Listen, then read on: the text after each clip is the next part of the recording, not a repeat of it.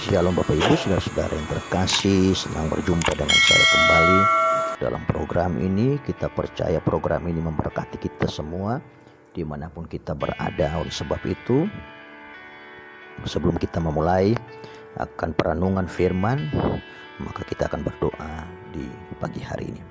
Bapa, dalam nama Yesus, Engkau Allah yang sungguh luar biasa, Engkau Allah yang dahsyat, Engkau Allah yang memahami kehidupan kami satu lepas satu di dalam tantangan-tantangan hidup, dalam problema hidup. Biarlah Tuhan sendiri bekerja, sebab di dalam Tuhan kami percaya ada jalan keluar, di dalam Tuhan ada pemulihan, di dalam Tuhan ada kesembuhan, di dalam Tuhan ada perubahan-perubahan yang Tuhan kerjakan dalam kehidupan kami. Terima kasih Tuhan.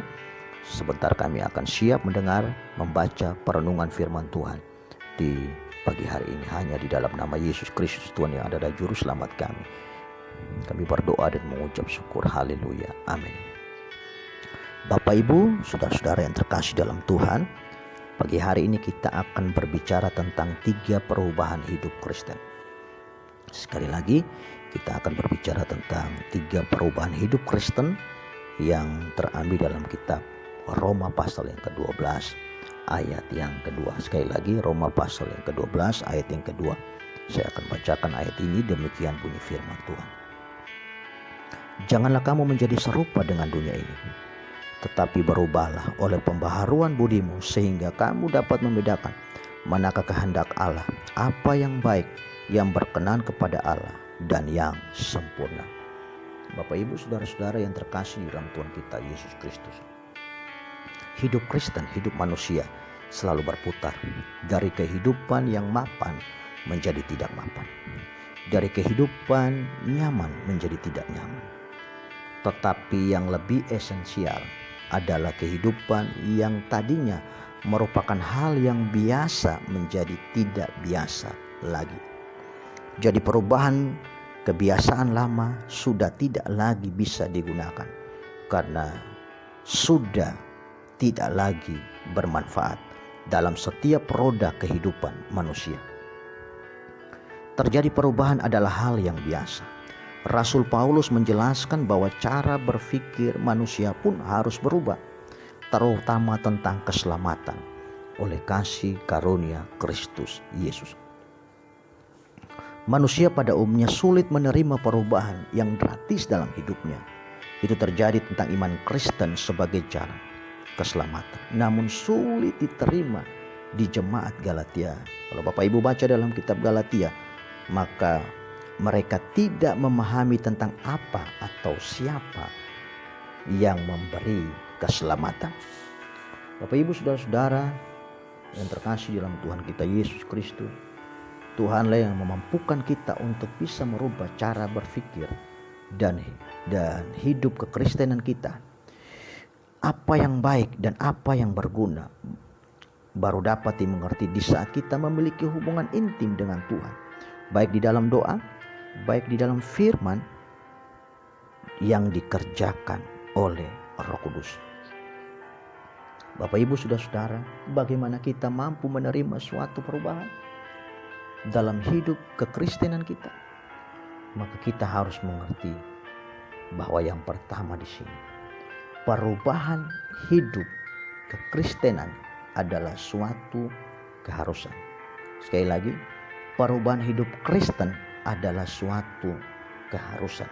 Lukas pasal yang ke-19 ayat yang ke-5 sampai ayat yang ke-10. Lukas 19 ayat yang ke-5, ayat yang ke-9 dan ayat yang ke-10. Kita akan sama-sama membacakan ayat ini. Demikian bunyi firman Tuhan. Ketika Yesus sampai ke tempat itu, ia melihat ke atas dan berkata, "Sakeus, segeralah turun, sebab hari ini aku harus menumpang di rumahmu." Ayat yang ke-9, kata Yesus kepadanya, "Hari ini telah terjadi keselamatan kepada rumah ini, karena orang ini pun anak Abraham. Sebab anak manusia datang untuk mencari dan menyelamatkan yang hilang." Bapak Ibu, saudara-saudara, Sakeus adalah seorang yang pada waktu itu sangat terkenal. Sakeus adalah seorang yang sangat kaya. Namun dia bisa meninggalkan semuanya itu, dan dia datang kepada Tuhan, mencari Tuhan. Sebab dia tahu dia harus merubah pola pikir dia. Dia harus merubah paradigma dia. Sebab keharusan keselamatan menjadi sangat penting dalam kehidupannya. Keharusan kekayaan tidak sangat penting. Keharusan harta dunia tidak sangat penting. Tapi keharusan harta surgawi itu sangat penting bagi kehidupan Zakeus. Oleh sebab itu, Bapak Ibu, saudara-saudara yang terkasih, perubahan hidup adalah suatu keharusan. Yang terpenting dalam hidup ini itu adalah satu keharusan. Yang terpenting itu adalah keselamatan dalam kehidupan kita. Jadi Bapak Ibu, suatu keharusan artinya adalah jika kita tidak berubah, sekali lagi, kita masih mementingkan akan kekayaan kita, akan harta dunia kita lebih daripada harta surgawi, maka hidup kita tidak akan berkembang. Hidup kita tidak akan maksimal, tidak akan menjadi berkat dan saksi. Untuk menerima berkat yang baru, engkau harus memiliki paradigma baru. Sebab firman Tuhan katakan, carilah dahulu kerajaan Allah dan kebenarannya, maka semua itu akan ditambahkan kepadamu. Jadi Bapak Ibu, perubahan Kristen adalah satu keharusan.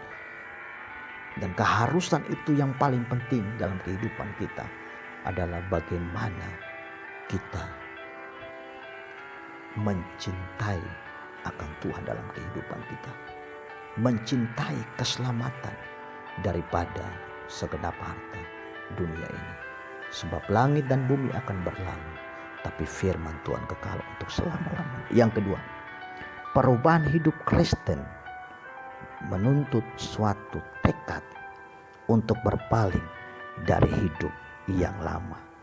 Dalam kitab Yosua pasal yang pertama ayat yang kedua, ayat yang kelima dan sampai ayat yang keenam, demikian bunyi firman Tuhan. Kitab Yosua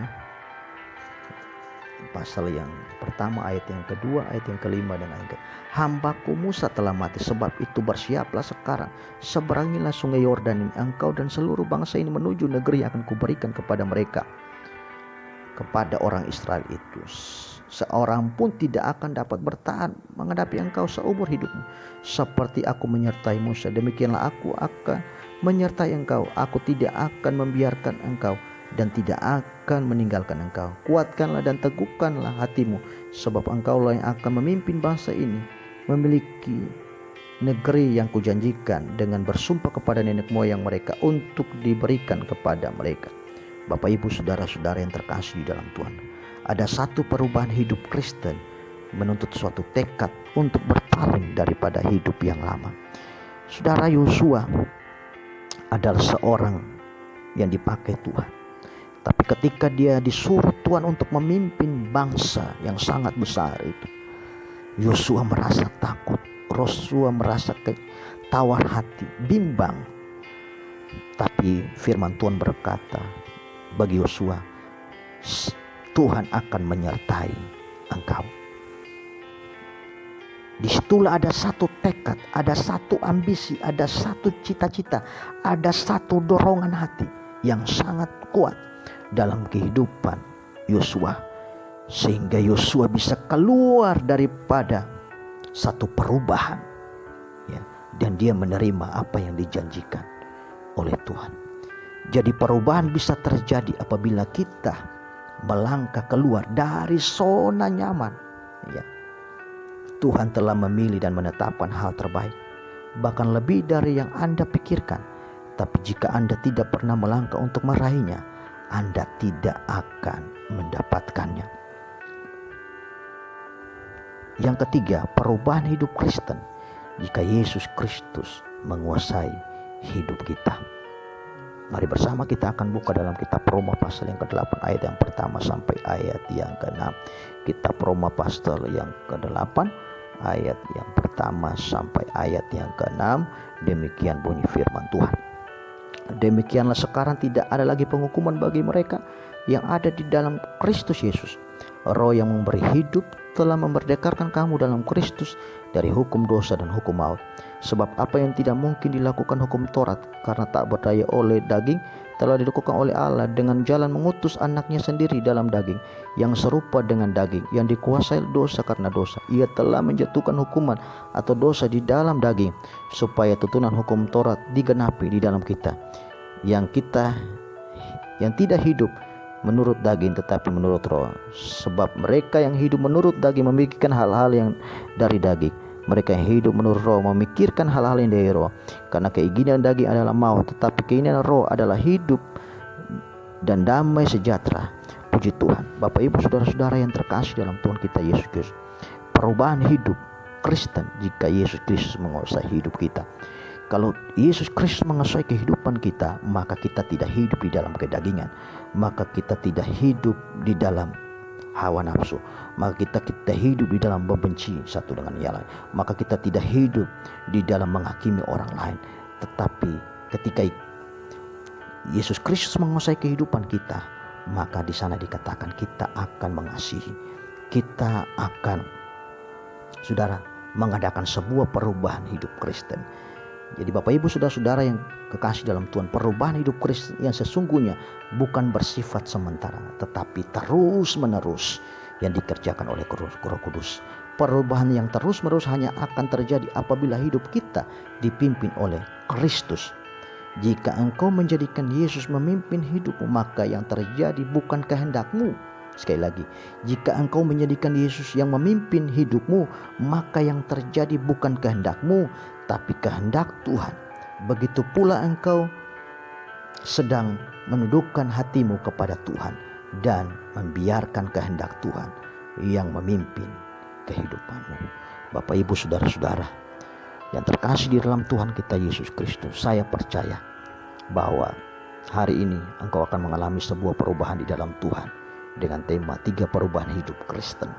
Saudara, inilah firman perenungan di pagi hari yang dapat menguatkan kita semua. Jadi 3 hal yang harus kita pahami dan kita perhatikan ya sebagai orang Kristen dalam hidup kekristenan. Percaya ketika kita menjalani semua itu, kita akan menjadi saksi, bukan menjadi batu sandungan. Kita akan menjadi berkat bagi orang lain.